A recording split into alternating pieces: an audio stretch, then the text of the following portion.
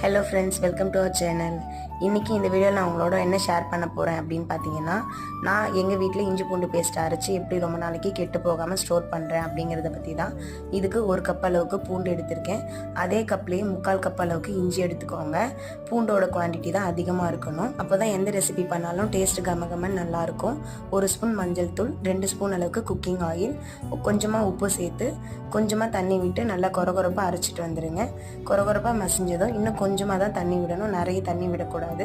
திருப்பியும் நல்லா அரைச்சிட்டு வந்துடுங்க. இதே மாதிரி கொஞ்சம் கொஞ்சமாக வாட்டர் சேர்த்து நல்லா மைய அரைச்சிட்டு இதை ஒரு ட்ரையான பாத்திரத்தில் தான் ஸ்டோர் பண்ணணும். கை சுத்தமாக படவே கூடாது.